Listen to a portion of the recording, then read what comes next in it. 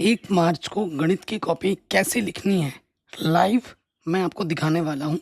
देखो, जब आप एग्ज़ाम में जाओगे, ठीक है, तो सबसे पहले आपको ओमर शीट दी जाएगी और ये कॉपी दी जाएगी। कॉपी आपको 15 मिनट पहले मिलेगी। सबसे पहले जो कॉपी मिलेगी, वो कॉपी जो भी मिलेगी आपको, ये मिलने के बाद ना आप अपना अनुक्रमांक एकदम स्पष्ट अंकों में लिखोगे। जैसे कि यहाँ पर मैंने लिख दिया 1 2 3 4 5, और उसको शब्दों में भी लिखना होता है। आप ऐसे लिखना सबसे बेस्ट होता है, 1 2 3 4 5। ठीक। पेपर क्या है हमारा? गणित है। गणित यहाँ लिख दोगे। प्रश्न पत्र यहाँ क्या होगा? केवल। अब जो एंट्री भरोगे ना, आप जो पेन का प्रयोग करोगे, आप लाइनिंग वगैरह खींचने के लिए, प्रश्न लिखने के लिए स्केच पेन का प्रयोग कर सकते हो, ठीक है ये। लेकिन इन सब प्रश्नों को हल करने के लिए, एंट्री वगैरह भरने के लिए आपको या तो काले पेन का प्रयोग करना है या नीले पेन का, डॉट पेन का, जिसे आम भाषा में बॉल पेन कहा जाता है। इनका हमें प्रयोग करना है। अब यहाँ पर प्रश्न पत्र हमने केवल लिख दिया है। अब यहाँ पर लिखा होगा प्रश्न पत्र पर अंकित संकेतांक, क्योंकि 7 सेट बनते हैं। तो आपका कौन सा सेट है? देखो, ये आया 822 DX। तो हमें यहाँ पे लिख देना होगा 822 DX। ठीक है, ये चीज़ यहाँ लिखनी होगी। उसके बाद रूम नंबर यहाँ पे आएगा, केंद्र का नाम आएगा, टीचर के सिग्नेचर होंगे और यहाँ पे दिनांक होगी। टीचर के सिग्नेचर बहुत ज़रूरी है, नया होने पर आपकी कॉपी चेक भी नहीं होगी। उसके बाद यहाँ आपको एंट्री भरी हुई मिलती है। फिर आप यहाँ पर पहला अक्षर लिखोगे। क्या था? डी था। यहाँ लिखेंगे डी और यहाँ लिखेंगे एक्स। तो आप यहाँ पर डी ढूंढो। कहाँ है भैया डी? ये है डी। आप डी को ऐसे पूरा अच्छे से गोल करोगे, ओमेन शीट में कट पिट नहीं होना चाहिए। फिर आपको एक्स देखना है। कहाँ है एक्स? ABCD, तो यहाँ है एक्स। ये क्या है? आपका एक्स है। एक्स को आराम से गोल कर दिया हमने, देखो मस्त गोल हो गया। पूरा ऐसे गोल भरना है। आपके सिग्नेचर होंगे यहाँ पर, कक्ष निरीक्षक के सिग्नेचर यहाँ पर होंगे, ठीक है। यहाँ पर मोहर लगेगी। सेम चीज़ यहाँ पे आ जाएगा। देखो, यहाँ पर पहला अक्षर डी, एक्स लिखोगे, यहाँ पर मोहर लगेगी, यहाँ पर कक्ष निरीक्षक के हस्ताक्षर होंगे और यहाँ पर आपके हस्ताक्षर होंगे। अब आपको देखो, 15 मिनट पहले कॉपी जो मिलेगी उसका क्या सदुपयोग करना है। देख, ये कॉपी मिलने के बाद आप क्या करो, टीचर मना करता है कि कुछ भी मत लिखना कॉपी में, आप वो सब मत सुनो, आप लिख सकते हो। आप एक पेज यहाँ ले लो, रफ लिख लो, जो भी आपको लग रहा है सूत्र, जो कि मैं आगे चल के भूल सकता हूँ। जैसे शंकु का आयतन क्या होता है, ठीक है, शंकु का आयतन तुम्हें लग रहा है कि मुझे अभी अभी ताज़ा ताज़ा याद है, आगे चल के मैं भूल सकता हूँ। तो सूत्र क्या होता है? 1/3 πr²h। फिर क्या कर सकते हो, आप त्रिकोणमिति टेबल बना लो। यहाँ पर साइन थीटा, कॉस थीटा, जो बचा हुआ समय, त्रिकोणमिति टेबल बना लो फट से, ठीक है। बना लेने के बाद यहाँ पे आप क्या लिखते हो? 0 डिग्री का मान यहाँ पे आता है। फिर लिखते हो 30 डिग्री का मान, फिर 45, फिर 60, फिर 90। ये चीज़ आप रफ में कर लो। अगर टीचर मना करे तो भी करो, कुछ नहीं होता। साइन 0 का मान 0 होता है, साइन 30 का मान 1/2 होता है, 45 का मान 1/√2 होता है, 60 का मान √3/2 होता है, 90 का मान 1 होता है। एक फिर यहाँ आ जाता है, ये वाला यहाँ आ जाता है ना, बीच वाला बीच में रहता है, ये वाला यहाँ आ जाता है और ये वाला यहाँ आ जाता है। तो ये त्रिकोणमिति टेबल बना लो। जो भी सूत्र फॉर्मूले, जो भी चीज़ आपको लग रहा है कि मुझे त्रिकोणमिति टेबल तो कम से कम बना ही लेना, कुछ करो या ना करो। बाकी जो सूत्र आपको लग रहा है आगे चल के मैं भूल सकता हूँ, वो यहाँ लिख लो और बाद में ना एक लाइन से ऐसे काट देना, एक लाइन से ऐसे काट देना, ठीक है। तो ये काम रफ का हो गया। एक कॉपी, एक पेज आप रफ में यहाँ रख लो। देखो, क्योंकि आपको ओमेन शीट में 20 प्रश्नों को हल करना है। अब 20 प्रश्न कैसे हल करोगे? अब टाइम हो चुका है, पेपर भर दिया है। हर पेज में काले पेन से इतनी लाइनिंग देके खींचना है, ठीक है, यहाँ पे खींचना है और खींचना है। देखो, कई बच्चे यहाँ पे खींचते हैं, कॉपी भरने के नंबर नहीं मिलेंगे आपको, कॉपी सही लिखने के नंबर मिलेंगे, सही प्रश्नों को हल करने के नंबर मिलेंगे, ठीक है। मैथ में ये कॉपी भरने के नंबर नहीं मिलते। फिर ये चीज़ आ जाएगी, आपको मिलेगा पेपर। आपको जब पेपर मिले तो आप क्या करो, पेपर को तुरंत स्टार्टिंग से हल नहीं करना है, एक बार पेपर आराम से देखना है, पेपर को एनालाइज करना है कि भैया कौन से क्वेश्चन दे रखे हैं, ऑब्जेक्टिव सब्जेक्टिव जो भी प्रश्न आपको दे रखा है, आप उसको एक बार रीड करोगे। 1 नंबर के, 2 नंबर के, 4 नंबर के, ऑब्जेक्टिव सारा, कोई क्वेश्चन छोड़ना नहीं है। पहले उन प्रश्नों को आप अटेम्प्ट करोगे जो आपको पहले एकदम ढंग से आता है, क्योंकि first impression is the last impression होता है ना। ये नहीं कि आप पहले से ही काट पीट करना शुरू कर दिया ना, आपको पहले वो क्वेश्चन करने हैं जो आपको पहले आते हैं। अगर आप स्टार्ट करते हो ऑब्जेक्टिव से, ठीक है, ऑब्जेक्टिव के पहले प्रश्न में आ जाते हैं हम। जैसे कि पहला प्रश्न है परिमेय संख्या क्या होगी। तो देखो 9 √9 का क्या होता है, बाहर आके 3 होता है, पी बट्टे क्यू के रूप में लिख सकता हूँ, बट्टे में 0 नहीं है, तो पहले का सी है ना। तो ये ओमर शीट मिलेगी, पहले का सी या तो काले से या नीले से पूरा भरना है इसको, ऐसे पूरा, कुछ भी खाली नहीं छूटना चाहिए, छूटेगा तो फिर स्कैन नहीं होगा, ठीक है। मार्कशीट में कोई कटपिट ना हो, वाइट लाइन का प्रयोग मत करना, कुरचना मत। यहाँ फर्स्ट का सी भर दिया आपने, यहाँ तुरंत लिख दो फर्स्ट का सी, ऐसे लिख देना है, ठीक है। उसके बाद सेकंड क्वेश्चन आ गया, बिंदु -3,5 की वाई अक्ष से दूरी कितनी होगी। वाई अक्ष बोला है तो एक्स वाला आंसर होता है -3, तो दूसरे का बी आ रहा है, दूसरे का बी है तो सेकंड का बी को पूरा भरना है ऐसे, ठीक है। दूसरे का बी भर दिया हमने, तो दूसरे का बी यहाँ लिख दोगे, दूसरे का बी, क्योंकि ये फाड़ के वो लोग रख लेते हैं, बाय द वे अगर उनसे ये खो जाता है तो इस आधार पे देख के नंबर देते हैं, ये उसका उनका बैकअप होता है। तो ये आपने 20 ऑब्जेक्टिव क्वेश्चन कर लेने, जो आता है वो भी करना है, जो नहीं आता है वो भी करना है अंदाजे में, जो एक ऑप्शन लगा के ज़रूर आना है, छोड़ना मत बेवकूफ़ की तरह, ठीक है, कोई क्वेश्चन छोड़ना नहीं है। तो ये तो बात हो गई हमारी OMR शीट की, ठीक है। OMR शीट कैसे भरना है, अब हम आ जाते हैं।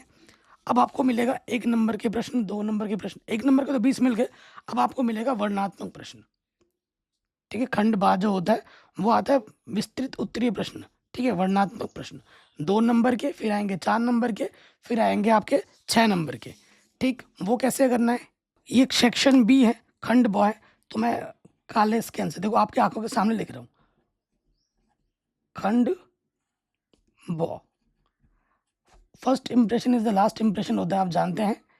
तो कोई कटपिट गड़बड़ ना हो, स्टार्टिंग के जो कुछ पेज हैं 3-4 क्वेश्चन, 3-4 पेज एकदम शानदार होना चाहिए, और हर पेज में यहाँ पर आपको ज़रूर लिखना है प्लीज़ टर्न ओवर, इस वाले साइड में, इसका मतलब होता है कृपया पन्ना उलट के ज़रूर देखें, ठीक है। ये हो गया, काले पेन से मैंने इसको लिखा। अब जैसे मैं प्रश्नोत्तर संख्या 1 पे आ जा रहा हूँ, तो या तो आप यहाँ से लिखो या बीचों बीच लिखो, कि यहाँ लिख देना प्रश्नोत्तर संख्या, प्रश्नोत्तर संख्या फर्स्ट का ए का हल, उत्तर मत लिखना, हल लिखना है, क्योंकि मैथ के प्रश्नों को हम हल करते हैं। हल लिखने के बाद अब चाहो तो अंडरलाइन लगा दो नीचे से, ठीक है, यहाँ से अंडरलाइन खींच दो काले पेन से। ये जो मैंने लिखा है ना प्रश्नोत्तर संख्या 1 कल, इसको भी आप काले स्केच पेन से लिख सकते हो। अब हमेशा प्रश्नों में आपको क्या करना है कि भैया जो दिया है और जो निकालना है वो प्रॉपर लिखना चाहिए, क्योंकि सब्जेक्टिव प्रश्न है, वर्णनात्मक प्रश्न है। तो हमको दिया क्या है वो मैं यहाँ लिख दूंगा, दिया है, यहाँ से लिखूंगा हमें क्या दे रखा है, द्विघात समीकरण। एक लाइन छोड़ के लिखो, आप यहाँ पे भी लिखोगे ना, कॉपी के साफ साफ दिखना चाहिए, आप यहाँ लिखोगे तो चलेगा, लेकिन यहाँ लिखोगे तो पूरा सही रहेगा, एकदम क्लियर दिखेगा, हौच पौच नहीं होगा। द्विघात समीकरण हमें दे रखा है, तो मैं ऐसे लिखूंगा, दिया है द्विघात समीकरण, क्या दिया है, ये हमें दे रखा है 4x² माइनस का 6x प्लस 5 बराबर 0, ये हमें दे रखा है। फिर आप लिखोगे यहाँ, ठीक है, यहाँ a बराबर क्या होता है, x² के गुणज को हम a कहते हैं, a 4 है, b x के गुणज को कहते हैं -6 है, c हमारा क्या है 5 है, ये लिख दिया। उसके बाद हमें क्या निकालना है, हमें निकालना है विविक्तिकर, प्रश्न में क्या बोल रहा है विविक्तिकर, तो यहाँ लिखूंगा, चूंकि जो भी सूत्र वगैरह लिखोगे उसे काले पेन से लिखना, विविक्तिकर, विविक्तिकर डी से दर्शाते हैं, सूत्र क्या होता है b² माइनस के 4ac, सूत्र काले पेन से लिख दिया। अब यहाँ से हल करते हैं, b का मान क्या है -6 वर्ग 4, a का मान है 4, c का मान है 5। अब एक लाइन छोड़ के लिखने की जरूरत नहीं है, सिंपल कैलकुलेशन है, ठीक है ना। तो 6 छंग 36, जब लगे कि भैया हौच पौच हो जाएगा तो लाइन छोड़ो, 4 चक्को 16, 16 पंजे कितना होता है 80, ये हो गया। अब घटाएंगे तो कितना आ जाएगा, देखो 10 में से 6 घटाएंगे 4, और 7 में 3 घटाएंगे 4, ठीक है, कितना आ जाएगा -44। तो डी का मान क्या आ गया -44, इसको डब्बे में बंद कर दो, डी मतलब विविक्तिकर, ठीक। पहला आंसर आ गया, विविक्तिकर ज्ञात कीजिए, निकाल दिया, डब्बे में बंद करने से क्या होगा, एग्जामिनर की नज़र जाएगी कि भैया ये आंसर आ चुका है। ठीक, हमेशा आंसर को डब्बे में बंद किया जाता है। अब हमसे बोला है मूलों की प्रकृति बताइए, तो आप क्या लिखोगे, चूंकि, एक लाइन छोड़कर, यहाँ से मत लिखना, एक लाइन छोड़कर, चूंकि विविक्तिकर, चूंकि विविक्तिकर का मान ऋणात्मक है, विविक्तिकर का मान ऋणात्मक है, इसलिए मूल मूल वास्तविक नहीं होगा, कोई वास्तविक मूल नहीं होगा। ठीक है, ये उत्तर हो गया। तो यहाँ पे मैं लिख दूंगा आंसर। अब देखो यहाँ पर 2-3 लाइन छूट रहा है तो छोड़ दो, कभी भी लिखते हुए इस लाइन पे नहीं आना है, इसके नीचे नहीं आना है। अगर 2-3 लाइन छूट रही है तो छोड़ दो, अगले प्रश्न पे आ जाओ, अगले पेज पे। ठीक है, अब देखो ये मैंने काले कलम से लिखा था, अब इसी चीज़ को मैं काले स्केच पेन से लिखूंगा तो कितना निखर के आएगा। ठीक है, कितना निखर के आएगा वो देखना। देखिए, अब आते हैं अगले प्रश्न में, जो जो आता है वो करना है। मैंने पहले का ए किया, अब मुझे बी नहीं आता है तो मैं सी कर दे रहा हूँ, क्या दिक्कत है। जो जो आता है पहले उनको ही करना है, ये नहीं जो नहीं आता उसको लेके बैठ गए और फिर आधा किया फिर काट के छोड़ दिया, ऐसा नहीं करना है। जो आता है पहले एकदम प्रॉपर वही वही करना है सबसे पहले।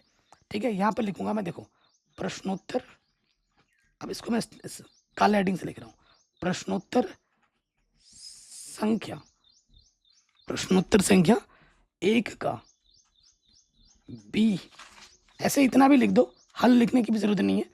ठीक है, इतना लिख दो तो भी चलेगा, का हल लिखोगे तो भी चलेगा, जो आपको सही लगे। भाई मेन मुद्दा क्या है कि कौन सा प्रश्न आप हल कर रहे हो वो प्रॉपर स्पष्टता दिखना चाहिए।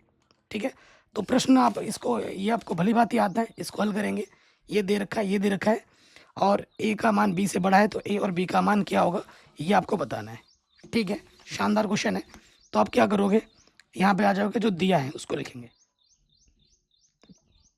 दिया है। ठीक है, हमें क्या दे रखा है, अब यहाँ से लिखने पे थोड़ा हौच पौच हो जाएगा। हमें दे रखा है कॉस ए माइनस बी बराबर अंडर रूट का 3/2, ये दे रखा है। जब भी बराबर होता है त्रिकोणमितीय मान दोनों तरफ समान करने होते हैं, तो यहाँ कॉस है, इसका मान भी आप कॉस में सोचोगे। ठीक है ना, कॉस 30 का मान होता है अंडर रूट 3/2, और इधर भी क्या है, कॉस ए माइनस के बी, ये चिन्ह लगाना। अब कॉस से कॉस हट जाएगा तो हमारे पास क्या बचेगा, ए माइनस बी बराबर 30 डिग्री। ये हमें मिल गया हमारा पहला समीकरण। ठीक है, पुनः दोबारा हमें क्या दे रखा है कि साइन ए प्लस बी कितना है हमारे पास, अंडर रूट के 3/2 है, बराबर है, इधर साइन है, इसका मान भी साइन में सोचो, साइन 60 का मान होता है अंडर रूट 3/2, और इधर भी क्या है, साइन ए प्लस बी। देखो यहाँ पर मैंने इसके नीचे नहीं लिखा, ठीक है ना। अब साइन से साइन कटेगा तो क्या आ जाएगा, ए प्लस बी बराबर कितना आ जाएगा, 60 डिग्री। अब समीकरण है तो समीकरण को तुम डब्बे में भी दिखा सकते हो, पूरा समीकरण बनाए ना, इसको डब्बे में दिखाओगे तो और अच्छा लगेगा। का डब्बा जब भी बनाओ काले पेन से बनाना। अब समीकरण 1 और 2 को हल करना है तो यहाँ लिखेंगे काले पेन से, समीकरण 1 व 2 को हल करने पर या 1 व 2 से, एग्जामिनर समझ जाएगा। ठीक, हल करते हैं, क्या है हमारे पास, देखो अगर मैं यहाँ से हल करता हूँ, यहाँ समीकरण लिखूंगा, यहाँ समीकरण लिखूंगा, तो हल करते करते मुझे यहाँ पर पहुँच जाऊँगा। ठीक है, तो उस चीज़ का ध्यान रखना है। क्या दे रखा है, ए प्लस बी, समीकरण किसी को भी ऊपर नीचे हम रख सकते हैं, और अगला है ए माइनस बी बराबर 30। ठीक, तो आपने क्या किया है, आप घटा रहे हो जोड़ रहे हो वो ज़रूर लिख देना, यहाँ पर हम जोड़ रहे हैं, जोड़ने पे चिन्ह नहीं बदलता, जोड़ने पे चिन्ह नहीं बदलता, प्लस के बी माइनस का बी कटेगा, ए और ए क्या हो जाएगा 2a, 60 और 30 कितना हो जाएगा 90। अब यही इसके नीचे हल नहीं करना है, आगे आ जाएंगे तो ए लिखेंगे, 2 गुणे में था, इधर के बट्टे में आ जाएगा, काटोगे 2 चुक्को 8, 1 बजा 2 पंजे 10, तो हमें ए जो मिलेगा वो मिलेगा 45 डिग्री। ठीक है, ए मिल जाएगा 45 डिग्री। तो ये डब्बे में इसको बंद करके दिखा दो कि भैया ये हमारा आंसर आ गया एक। ठीक है, फिर से लिखोगे, चूंकि समीकरण ए मिल गया, आप किसी भी में एक रख दो, समीकरण 1 से, क्या है समीकरण 1, देखो समीकरण 1 क्या है यहाँ पर, ये है, इसमें रख देंगे। तो समीकरण 1 को यहाँ लिख दो पहले कि a माइनस बी बराबर 30 है। रखो यहाँ पर ए का मान है 45 और यहाँ पर है माइनस का बी। ठीक, तो प्लस का 30 इधर आके क्या हो जाएगा माइनस का 30 और माइनस का बी इधर आके हो जाएगा प्लस का बी। तो 45 में 30 घटाओगे आ जाएगा 15। ठीक है, तो बी का मान कितना आ गया 15 डिग्री आंसर। ठीक है, ए और बी निकालना था, हमने निकाल दिया। अब बहुत सी जगह बच रही है। अब इतना जगह नहीं छोड़ देना कि अगले पेज में आगे इसी के नीचे अगला क्वेश्चन हमें हल करना है। तो यहाँ क्या लिखेंगे, जब ऐसा हो जाए 1-2 लाइन छोड़ो, मुश्किल से 1-2-3 लाइन छोड़ दो। तो अब यहाँ से लिखेंगे अगला जो प्रश्न में करना है, प्रश्नोत्तर संख्या कौन सी करोगे वो यहाँ लिख दो। ठीक है, प्रश्नोत्तर संख्या। अब जैसे ये प्रश्न है, जैसे मैं ये वाला करूँगा, एफ वाला मुझे आता है, बाकी ये मुझे नहीं आता है। आता है तो अच्छी बात है, नहीं आता है मैं मुझे जो जो पूरा एकदम मस्त तरीके से आता है मैं वही करूँगा। पहले मुझे एफ वाला करना है तो एफ लिखूंगा यहाँ पर, प्रश्न संख्या 1 का एफ। इतना भी लिख दो या का हल लिख दो, जो तुम्हें सही लगे। ठीक है, जो जो आता है पहले वही वही करना है, ये ध्यान रखिएगा। जो तुम्हें सबसे पहले पूरा पूरा आता है उसको ही करना है। अब ये है, ठीक है, तो ये जो आंकड़ा है ये आपको लिख के दिखाना है। आप सोचोगे बहुलक का प्रश्न है, यहीं से मुझे पता चल रहा है कि यह है वो है, नहीं, ये आंकड़ा आपको बना के दिखाना पड़ेगा यहाँ पर। ठीक है, सारे आंकड़े यहाँ पर लिखने पड़ेंगे। बच्चे यहाँ गड़बड़ कर देते हैं। ठीक है, बच्चे यहाँ पर क्या करते हैं, गड़बड़ कर देते हैं। तो आप यहाँ लिखोगे वर्ग अंतराल, हमको दिया है वर्ग अंतराल और नीचे क्या दी होती है बारंबारता। ये 2 कॉलम आपको बनाने हैं। ठीक है, माध्यक के लिए भी बनाना होता है और उसके लिए भी बनाना होता है, बहुलक के लिए भी, माध्य के लिए भी। तो वर्ग अंतराल हमें दे रखे हैं, क्या क्या दे रखे हैं वो लिख लो। हमें दे रखा है 0 से 10, फिर दे रखा है 10 से 20, फिर दे रखा है 20 से 30, फिर दे रखा है 30 से 40, फिर दे रखा है 40 से 50, फिर दे रखा है 50 से 60। ठीक है, फिर दे रखा है 60 से 70 और फिर दे रखा है 70 से 80। ठीक है, ये ढंग से आप बना लेना, ये बनाना है। बहुलक वाले प्रश्न में ज़रूर बनाना है, ये ध्यान रखिए। ये बना लेंगे। बारंबारता में क्या दे रखी है 7, 14, 13, 12, 20, 11, 15, 8, ये हमें दे रखा है। तो हमें सबसे बड़ी बारंबारता देखनी है। सबसे बड़ी बारंबारता क्या होती है, क्या दे रखा है इसमें, यहाँ हमें 20 दे रखा है। तो ये हमारा हो गया F1, ये हमारा हो गया F1।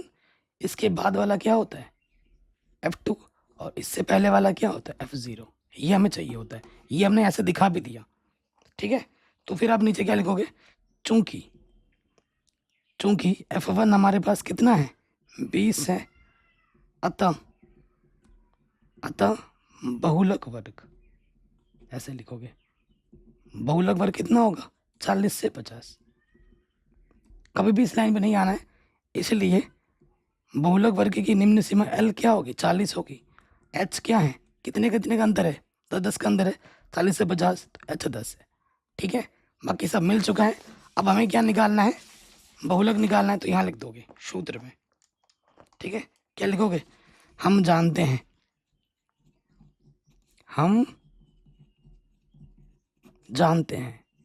क्या जानते हो, बहुलक का सूत्र जानते हो।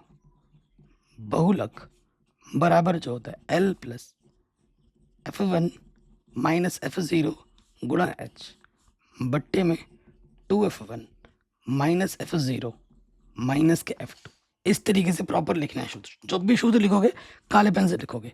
अब यहाँ मान रखना है, L का मान हमें मिला था कितना 40, L का मान हमें कितना मिला था 40 मिला था। ठीक, F1 हमें मिला था 20, F0 मिला था हमें 13, H मिला था हमें 10। 2F1 20 था, 20 दूनी 40 हो जाएगा। F0 हमारा 13 था और F2 हमारा 11 था। अब इसको हल कर लेंगे, 40 प्लस 20 में से 13 घटाएंगे 7 गुणा 10, तो यहाँ से आ जाएगा 40 माइनस के 24, है ना। और हल करोगे तो ये आ जाएगा ऊपर 70, नीचे आ जाएगा कितना 16। काटो, 2 8 16 और 2 3 6 2 5 10। अब भाग दे दोगे 8 से 35 में, तो तो छोटा मोटा जो भाग है वो यहीं दिखाना, इसको रफ कॉपी में मत करने लग जाना, साइड में छोटा छोटा करके दिखा लेना। कभी भी लिखते हुए यहाँ तक नहीं आना है, क्योंकि अगर बी कॉपी लोगे तो ये ढक जाएगा ये वाला हिस्सा। तो लिखते हुए हमेशा इतना गैप छोड़ना है, दो एक अंगूठे के बराबर, ठीक है, ये ध्यान रखिएगा। भाग देना है तो 8 चौके 32, ठीक है, 8 चौके 32 घटाएंगे तो कितना बचा, 3, दशमलव लगाएंगे 0 हो जाएगा। 8 तियाँ 24, घटाएंगे तो क्या आ जाएगा, 6 बचेगा, 60 कर देंगे। 8 चौके 32, 3 बचा, 30 हो गया। 8 तियाँ 24, 6 बचा, 7 8 56, ठीक है, 56 हो गया, घटाएंगे तो 4 बचा, 0, 8 पंजे 40, पूरा पूरा भागा चला गया, ठीक है। तो यहाँ पे आ जाएगा 40 + 4.385, तो जोड़ दोगे तो ये हो जाएगा 44.385। ये हमारा हमको क्या मिल गया, बहुलक, ठीक है, बहुलक आंसर आ गया। तो आंसर को डब्बे में बंद कर दो काले, ठीक, और यहाँ लिख देंगे आंसर या उत्तर। तो ये क्वेश्चन भी बन गया आराम से, ठीक है। उसके बाद देखो, कभी भी हल करते हुए आपको लग रहा है, बाय द वे मिस्टेकली अगर आपसे एक पेज ऐसे छूट गया है, और आपने अगले प्रश्न से हड़बड़ाहट में आ गए, इधर इस वाले पेज में आ गए। अगर कोई पेज आपसे हड़बड़ाहट में छूट जाती है तो कोई दिक्कत नहीं है, आप क्या करोगे, यहाँ पर एक कट कर दोगे और यहाँ पर लिख दोगे रफ, यहाँ पे क्या लिख दोगे, रफ, और यहाँ पर बड़े अक्षरों में लिख देना, ऐसे काट पीट के मत लिखना, लिख देना PTO, प्लीज़ टर्न ओवर। तो एग्जामिनर पन्ना पलट के देखेगा। अगर ये सब हम नहीं लिखोगे तो वो सोचेगा, अगर 1 2 पन्ना ज़्यादा भी छोड़ दिया ना तो पन्ना पलटेगा भी नहीं, उसे सोचेगा कि आगे उसने भैया किसने किया नहीं होगा, तो यहीं पे छोड़ देगा और आगे देखेगा भी नहीं। इसलिए कभी भी ऐसा हो जाए तो एक लाइन से काटना है, ऐसे ऊँच ऊँच नहीं करना है, और लिखना है कि कृपया पन्ना पलट के अवश्य देखें, ठीक है। अब ये 2 नंबर हो गए। अब आपको क्या करना है, 4 4 नंबर वाले करने हैं। मैंने प्रिंट आउट निकाला था ना, तो प्रश्न थोड़ा फेड वेड हो गया। अब जैसे ये 2 नंबर है ना, पहला क्वेश्चन करना है। अब ये सब खंड बॉम्ब है, सेक्शन बी में ही आता है। तो अब आप क्या लिखोगे, प्रश्नोत्तर संख्या दूसरे का ए, ठीक है, यहाँ लिख देंगे प्रश्नोत्तर संख्या दूसरे का क्या है, ये ए है। इतना लिखो, या का हल भी लिखोगे तो भी चलेगा, जो तुम्हें सही लगता है। मैं दोनों तरफ से बताऊं, मेन चीज़ है कि भैया प्रश्न संख्या आपको अच्छे से स्पष्ट दिखना चाहिए कि भैया कौन सा प्रश्न तुम कर रहे हो, ठीक है। अब जैसे इस प्रश्न में आ जाते हैं, ये समीकरण है, हमें दिखाना है, दिखाइए कि ये जो रैखिक समीकरण है इसके अनेक हल होंगे। तो हमें दिया क्या है, ऐसे लिखेंगे, दिया है, ठीक है। जो 2 समीकरण है वो हम लिख लेंगे, 3x - y, प्लस का 2 इधर के क्या हो जाएगा बाबू, माइनस का 2, उधर कुछ नहीं बता तो 0। ये हमको पहला समीकरण दे रखा है, वह दूसरा हमें क्या दे रखा है, 9x - का 3y प्लस का 6, इधर के क्या हो जाएगा, माइनस का 6, ये, ठीक है। ये दूसरा समीकरण हो गया। अब आप क्या लिखोगे, ठीक है, प्रश्नानुसार, यहाँ लिख देंगे प्रश्न के अनुसार। हमें दिखाना है ना कि अनेक हल हैं, तो जब भी हल की बात होगी, हल प्रकार की बात होगी, नेचर की बात होती है, तो हम A1/A2 निकालते हैं। तो यहाँ आ जाओगे A1/A2 निकालोगे, चूंकि A1/A2, A1 क्या है, x का गुणज, A2 क्या है, दूसरे वाले x का गुणज, 3 × 3, 3 तियाँ 9। फिर आ जाओगे B1/B2, यहाँ नहीं करना है, नीचे करना है, B1/B2, B1 क्या है हमारा, y का गुणज, माइनस का 1, कुछ नहीं देगा होता है, चिन्ह का भी ध्यान रखना है, और इसका है माइनस का 3, माइनस से माइनस कटा, ये भी आ गया 1/3, दोनों बराबर आ गए। अब हमें C1/C2 निकालना है। C1/C2 निकालोगे, C1 क्या है, पहला चरपद, माइनस का 2, दूसरा क्या है, माइनस का 6, माइनस से माइनस कटा, 2 1 कम 2, 2 तियाँ 6, तीनों बराबर आ गए, ठीक है, कंडीशन आ गई। अब कंडीशन को काले पेन से दिखाऊंगा मैं, चूंकि A1/A2 बराबर है B1/B2 बराबर है C1/C2, तो ये कंडीशन है, कंडीशन को डब्बे में दिखा दिया। अब यहाँ से नहीं लिखूंगा क्योंकि यहाँ पे आ जाएगा, तो अगले पेज में आ जाऊँगा, यहाँ पे लिखूंगा, ठीक है। यहाँ पे क्या लिखूंगा, लाइनिंग देखो, मैंने लाइनिंग यहाँ से छूट गई है, तो अब लाइनिंग आपके आंखों के सामने दूंगा, देखो यहाँ पे लाइनिंग दूंगा। हमेशा लाइनिंग ज़्यादा बड़ा नहीं देना, ज़्यादा बड़ा दूर चढ़ा के दोगे ना एग्जामिनर परेशान हो जाएगा, उसको गुस्सा आ जाएगा। और यहाँ पर अवश्य लिखना हर पेज के राइट साइड वाले में, प्लीज़ टर्न ओवर, हमेशा लिखना है, ठीक। तो क्या था, जब तीनों बराबर होते हैं अतः अतः संपाती रेखा है, संपाती रेखा को व्यक्त करते हैं और संपाती रेखा के अनेक हल होते हैं, अनेक हल होंगे, यही आपको सिद्ध करना था। आंसर हो गया। जब ये वाला हो जाए अब आप अगले वाले प्रश्न पे आ जाओ, ठीक है। अब आप अगले वाले प्रश्न पे आ जाओ, ठीक। अगला वाला प्रश्न जो आपको करना है उसके नीचे लिख दो, क्रमांक डालो और हल करना शुरू कर दो। जैसे ये वाला हो गया, अब अगला वाला प्रश्न करना है। जैसे ये वाला प्रश्न आपको मिलेगा, ठीक है। चैप्टर नंबर 9 से 1 से 2 क्वेश्चन एग्जाम में आ जाते हैं। पिछले साल तो 2 क्वेश्चन आ गए थे 10 नंबर के, एक 4 नंबर में आ गया, एक 6 नंबर में आ गया। कह रहे भूमि के एक बिंदु पी से 10 मीटर ऊंचे भवन के शिखर का उन्नयन को 30 डिग्री है और सेकंड का बी है, तो आपको 1 2 लाइन छोड़ो प्रॉपर और यहाँ लिखेंगे प्रश्नोत्तर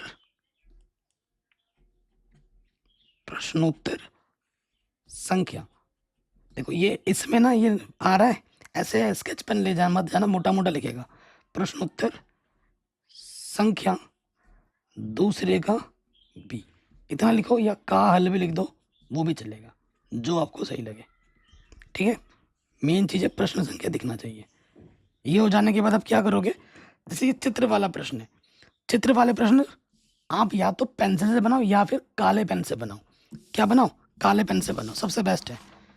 तो देखो किसी बिंदु P से, भूमि के किसी बिंदु P से, हमारे पास भूमि है, ये भूमि है, भूमि का एक बिंदु पर P है, ठीक है। एक 10 मीटर ऊंचे भवन के शिखर का उन्नयन कोण 30 डिग्री है। 10 मीटर ऊंचा भवन है, ये हमारा भवन है जो कि 10 मीटर ऊंचा है, ठीक है। इसका जो उन्नयन कोण है, एक एक लाइन पढ़ रहा हूँ, चित्र बना रहा हूँ, वो कितना दे रखा है हमें, वो दे रखा है 30 डिग्री, 10 मीटर ऊंचा है यहाँ से लेकर यहाँ तक, ठीक है। उसके बाद क्या बोल रहा है, भवन के शिखर पर एक ध्वज लहरा रहा है, ये भवन है, इसके शिखर पर एक ध्वज लहरा रहा है, यहाँ पर मान लेते हैं एक ध्वज लहरा रहा है, ठीक है। तो क्या बोल रहा है, ध्वज का शिखर ये वाला पॉइंट हुआ, पी से जो उन्नयन कोण है वो 45 डिग्री है। इस बिंदु पी से इस ध्वज का जो उन्नयन कोण है वो कितना है, 45 है, ये दिखा दिया। तो ध्वज दंड की लंबाई क्या होगी ये हमें बताना है, ये जो ध्वज दंड है इसकी लंबाई क्या होगी। तो मान लेते हैं यहाँ से लेकर यहाँ तक, माना ध्वज दंड की लंबाई h होगी, जो हमें निकालना है। P है तो एक बिंदु का नाम दे रखा था, बाकी बिंदु का नाम नहीं दे रखा था, इसको Q बोल लो, इसको R बोल लो, इसको S बोल लो, कुछ भी बोल सकते हो। तो यहाँ लिखना पड़ेगा माना ध्वज दंड की लंबाई HR बराबर H है, ठीक। यहाँ पे समकोण होता है, ठीक है ना। तो आपको ये बुझा, देखो PQ इस वाले समकोण त्रिभुज में भी है, इस बड़े में 2 समकोण त्रिभुज बनेगा ही बनेगा, दोनों को लेना होता है, ठीक है। कैसे प्रश्नों को हल किया था तो ये तो मैंने करा ही रखा है, तो इसको भी लेना ही पड़ेगा आपको। PQ चाहिए होगा तो PQ को भी x मान लेता हूँ, माना PQ को भी मैंने क्या मान लिया, x। आपको चाहिए होगा, अब 2 समकोण त्रिभुज लेके हल करना होता है, त्रिभुज PQR में ले लोगे, त्रिभुज PQR में, ये आपको दे रखा है और ये आपको निकालना है। तो यहाँ आ जाएगा, चूंकि QR बट्टे PQ, अब ये अगर मैं काले पेन से लिखता PQR में तो और अच्छा लगता है ना। तो QR कोण के सामने वाले भुजा लंब और ये आधार, लंब बटे आधार tan थीटा, थीटा क्या छोटे वाले में 30 डिग्री। अब QR, ठीक है, QR का मान रखेंगे, QR दे रखा है 10 और PQ हमने माना है x, tan 30 का मान होता है 1/√3, तिरछे गुणा कर दोगे, x एकम x बराबर 10√3, इसको डब्बे में बंद कर लो और समीकरण नाम मान लेते हैं। अब अगले पेज में आना है, यहाँ पर लाइनिंग लगा के यहाँ पर नहीं करना है, अगले पेज में आ जाना है पी क्यू एस में, ठीक है। अगले पेज में आ जाओ पी क्यू एस में। तो यहाँ लिखेंगे, काले पेन से लिखता हूँ, देखो त्रिभुज बड़े वाले में पी क्यू एस में, पी क्यू एस में। अब आपको देखो ये पूरा लेना पड़ेगा, ये निकालना है तो पूरा लेना पड़ेगा, और ये हमें पता है। तो एस क्यू बट्टा पी क्यू, एस क्यू बट्टा पी क्यू। फिर से ये लंबट्टा था टेन थीटा, और बड़े वाले में थीटा कितना है 45 है, ये रखा हमने। अब हम मान रखेंगे एस क्यू कितना है बाबू, एच प्लस 10 है। एच क्यू हमारा कितना है, एच प्लस 10, और पी क्यू को हमने एक्स माना था। 10 45 का मान 1 होता है। इसके बट्टे में कुछ नहीं तो मैं 1 लिख सकता हूँ, गुणा करोगे, देखो इसके गुणा इसके साथ, एच प्लस 10 एक कम एच प्लस 10, एक्स एक कम एक्स। चूंकि एक्स का मान हमारे पास क्या था, 10√3 था, एक्स 10√3। यहाँ से देखो 10√3 था ना, ये 10√3, ये उठा के हमने यहाँ रख देना है एक्स की जगह पर, ठीक है। एक्स माइनस का 10 प्लस का 10 इधर आके माइनस का 10 हो गया। अब मैं मान रखूँगा एक्स की जगह पर 10√3, ये 10। अब आप देखोगे कि 10 उभयनिष्ठ है, यहाँ से बचेगा √3, 10 एक कम 10, ठीक है, आ गया। इसको डब्बे में बंद कर दो, ठीक है। फिर लिखोगे अतः ध्वज दंड की लंबाई कितनी है, बराबर लिख दोगे 10√3 - 1 मीटर, ये उत्तर हो जाएगा। अब इतना पेज जगह बच रहा है इस पेज में, तो इतना छोड़ दो, ठीक है। इसमें आपको कुछ करने की ज़रूरत नहीं है। अगला क्वेश्चन जब करोगे तो ऐसे यहाँ से करना स्टार्ट करोगे। तो इस तरीके से प्रेजेंटेशन करना है। 1 मार्क्स की गणित की कॉपी आप ऐसे लिखोगे तो पूरे नंबर मिलेंगे, ठीक है। कोई क्वेश्चन आए ना आए, सारे प्रश्नों को आपको अटेम्प्ट करना है। क्या दिया है, क्या निकालना है, क्या सूत्र भी लगा दोगे ना तो हम कुछ नंबर छोड़ देते हैं, आधा नंबर 1 नंबर। तो अगर आप पास होना चाहते हो तो ये ज़रूर कर लेना। बाकी मैंने सब कुछ पढ़ा रखा है, लिंक्स मिल जाएगा डिस्क्रिप्शन पे, ठीक है। सभी चैप्टर के मोस्ट इंपॉर्टेंट क्वेश्चन बना चुका हूँ। एक एनसीईआरटी के मैंने एक वीडियो पर टिक करा है, जो एग्जाम में बार बार आते हैं, उन प्रश्नों को अच्छे से कर लेना, और वो प्रश्न भी मैंने सारे करा रखे हैं।